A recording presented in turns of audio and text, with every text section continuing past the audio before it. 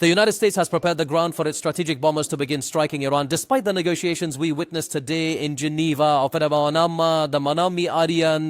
This matter became evident from updates provided by Chinese satellites concerning what occurred over the past 24 hours at the Diego Garcia base situated in the central Indian Ocean, which lies at a distance of 3,700 kilometers.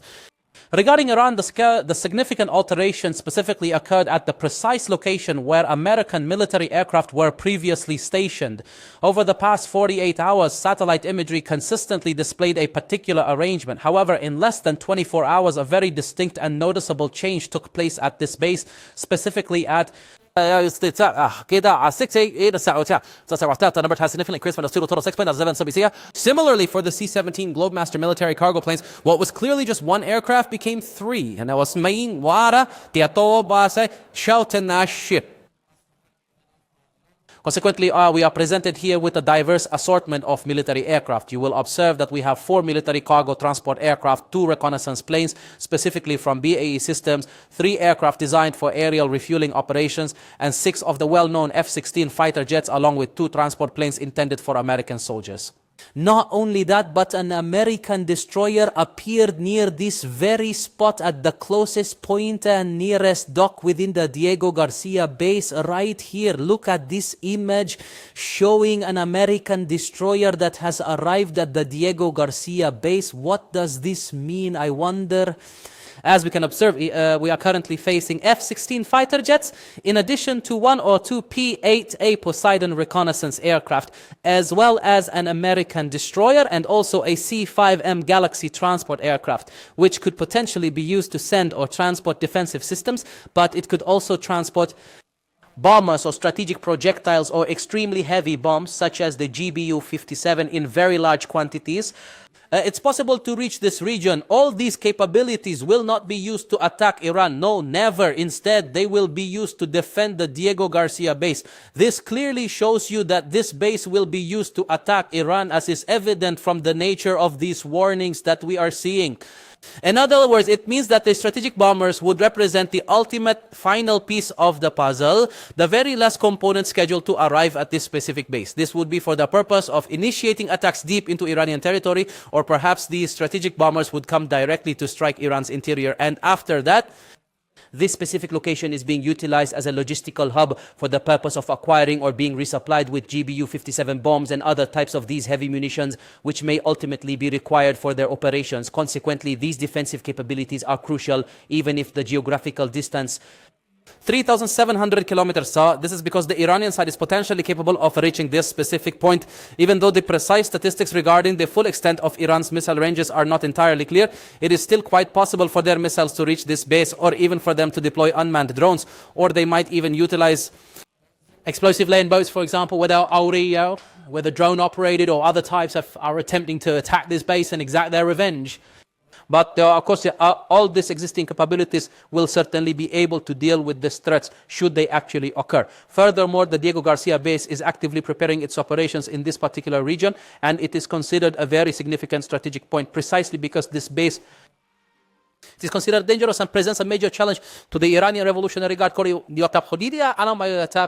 which maneuvers and trains intensely to close Strait Hormuz, as the developments at Diego Garcia base came simultaneously with the latest warnings issued by the Iranian Revolutionary Guard, specifically the naval forces of the Revolutionary Guard, that these military exercises were publicized, showcasing a multitude of capabilities, and they are preparing for a potential conflict within the strait, aiming to safeguard their coastlines and secure the islands under their control. This is clearly intended to ensure the permanent closure of the Strait of Hormuz. Furthermore, they demonstrated missiles launching from their ballistic systems, striking designated targets. We note at this point which later became clear to be located in northern Iran, southeast of Semnan, at a distance of 122 kilometers. They became clear from this point, which Iran had meticulously planned in this specific way, and then executed the maneuver towards it with ballistic missiles, that it was largely, almost 90% identical to one of the designated points or military barracks. The stationing of American soldiers or their presence, as we observe at Al Dhafra Air Base in the UAE, is an implicit and indirect threat from the Iranian side that they will seek to attack Al Dhafra Air Base specifically. And of course, an attack could potentially be launched from the deployment of missiles along the Iranian coasts. From deeper within these areas, it's possible for these missiles to be launched to strike Al Dhafra Air Base, which is situated towards Abu Dhabi. But also these islands that we see here highlighted in red, like Greater Tunb, Lesser Tunb, Abu Musa, Al Arak, and Siri. All of them also have missile capabilities deployed within them, which could pose a direct threat to the American bases in the United Arab Emirates, specifically Al Dhafra Air Base we are discussing. In much of last year, the Iranian Navy commander paid a visit specifically to these islands, where the Iranian Army and the Revolutionary Guard then showcased the missile capabilities present on these islands, which pose a significant threat to navigation in the Strait of Hormuz. Even on American bases such as Al Dhafra Base, which we are discussing, and consequently many pieces of evidence that were revealed by the Iranian Revolutionary Guard last year, and also that today the overflight was conducted in this manner by the United States of America. They are monitoring every detail in the strait towards the coasts of the Gulf of Oman and also towards the Arabian Gulf. This is because there might be swift preparations by the Revolutionary Guard to close the strait if American strikes begin. Also, Al Udeid Air Base in Qatar, which is also under threat, has been completely emptied of American military aircraft. Approximately only one KC-135 refueling aircraft remains, while all other aircraft are either helicopters or troop transport planes. Consequently, the entire situation at Al Udeid Air Base has shifted. This clearly represents a significant evacuation, and this strongly suggests that the United States is now extremely close to executing a strike deep within Iranian territory. But the Patriot missile defense systems are still present and operational at Al Udeid Air Base, as we can clearly see and note here. In addition, the USS Abraham Lincoln, which had been strategically positioned in the direction of Iran, has somewhat altered its deployment. It has partially pulled back from its previous orientation towards Iran, seemingly in preparation for an impending attack, as is quite evident. The image is precisely identical as it appeared today from satellite observations, showing it has somewhat moved further now in this direction towards the Arabian Sea. This means it is currently at a distance of approximately 767 kilometers. It might have already reached 800 kilometers now. Previously, it was at a distance of 700 kilometers. This is a new positioning, a significant shift in locations, as we can observe, making it more distant and challenging for ballistic missiles, specifically naval missiles. In anticipation of a potential strike deep into Iran or the commencement of direct operations like today, the Iranian Revolutionary Guard attempted to locate the new position of the aircraft carrier by flying this drone, which belongs to the IRGC. Also, the USS Gerald Ford, which had been stationed in the Greek island of Crete, began its movement towards the Israeli coastlines, specifically heading for Haifa. The initial footage of the aircraft carrier's departure in this manner from Crete Island has now emerged, as we can clearly observe here in Dari As-Sarai. And therefore, this also comes as part of the preparations to strike deep into Iranian territory. Not only that, but the F-22 Ashar-22 Raptors aircraft, which was stationed south of Israel of the airbase, have appeared today in updated images from Chinese satellites. Once again, this is the base, and the warplanes are specifically located in this particular section, which is positioned almost in the very center of the base. This updated image, however, did not show the full complement of 12 F-22 aircraft. Instead, it only displayed 11, because one of the jets appears to be experiencing a significant maintenance issue or a fuel leak. There are some unconfirmed reports that have spoken about this matter, and consequently the aircraft remained at Lake Heath, specifically in Britain. However, this particular area we are referring to is a zone that Israel prepared in February of last year. This was the square-shaped formation where the planes are centered. And before the planes could even arrive, Israel had, of course, already prepared the site for them. All of this took place before the third round of talks that we witnessed today in Geneva. Consequently, this serves as yet another offensive warning. Furthermore, there are also defensive batteries that the American army has installed quite close to this base, specifically towards the southern direction. Here in this very open area, it was once again the Chinese satellites that brought this matter to light.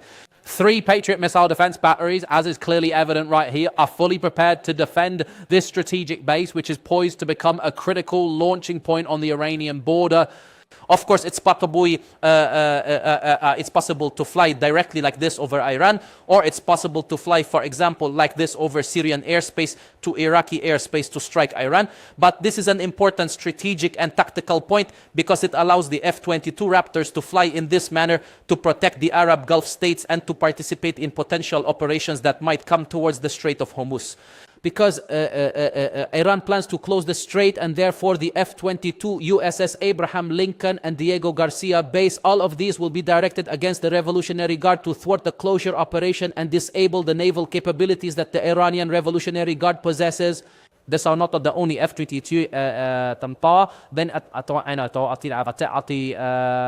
to aircraft that have arrived in the region. No, not at all. In fact, 12 additional aircraft have reached Lakenheath in Britain. These are the refueling planes that accompanied the F-22 Raptors. Therefore, we are now discussing a total of 13 aircraft that are expected to be specifically located at Lakenheath, and consequently, they have entered the operational zone. 24 F-22 Raptor aircraft could potentially deploy from Lakenheath Air Base in the United Kingdom heading towards Iran, or directly from Al Udeid Air Base also targeting Iran, or specifically towards the coastal areas and the Strait of Hormuz. Furthermore, there are reports of additional refueling aircraft that have departed from the United States this very morning. Approximately 8 of these planes have already flown towards Europe. Reports also indicate that 12 additional F-35 stealth fighter jets have moved towards Europe. These could potentially be stationed in Britain, serving as another launch point for possible American attacks. The military cargo was quite evident, arriving in this manner from the United States. The recordings clearly show, as we can observe from the dates presented here, that we are specifically looking at February 26th. All these movements, including yesterday's KC-135 aircraft, were all for refueling, as we can see, operating in this region. Take a look at all these recordings. They are all from today, every single one of them, as we can clearly see. Consequently, the activity from the United States of America simply never ceases. And this is also true for the 4th consecutive day. The NATO AWACS aircraft continues its intelligence gathering operation, having flown in this specific pattern, as we can observe. And this aircraft, of course, when it arrives in this particular area, it consistently gathers information concerning Tabriz and the missile bases that are located there. As for the KC-135, it is always responsible for refueling. The RC-135 Rivet Joint, which is a covert reconnaissance aircraft, consistently flies in this particular fashion, in this specific way, into Iraq to meticulously gather crucial intelligence concerning the Iranian interior from its position high above Iraqi airspace. Furthermore, it is quite conceivable that there is also intelligence collection being conducted regarding the various Iraqi factions. These circumstances, movements, and major preparations all coincided with Abbas Araghchi's arrival last night in Geneva. This is how the talks began. Today, of course, Steve Witkoff was present with Kushner, along with the Omani side who mediated these talks. Rafael Grossi, director of the International Atomic Energy Agency. But what's interesting is that the first rounds took place today as a first leg or phase of this third round. The Wall Street Journal reported that the American side simply told the Iranian side there must be a complete dismantling of the main nuclear reactors in Iran, whether Natanz, Fordow, or even Isfahan. These reactors absolutely must be dismantled, and the uranium enrichment process must also be halted. Uranium enrichment must be brought down to zero. Furthermore, all highly enriched uranium must either be exported or completely removed. And the hundreds of kilograms of enriched uranium currently present must also be taken out of Iran. And this agreement specifically should have no set deadline, no expiration date. The deadline must not expire. What we agree on this matter, that it should be continuous with no end to its validity for this agreement. Naturally, this completely stalled the entire process, and the Iranian side then halted the discussions, and they engaged with Tehran, and then they once again returned to establish communication with the American side. However, subsequently, Barak Ravid came forward to confirm, citing the Axios website, that neither Witkoff nor Kushner were ever truly pleased with the nature of what they had heard or what they had witnessed from the Iranian party.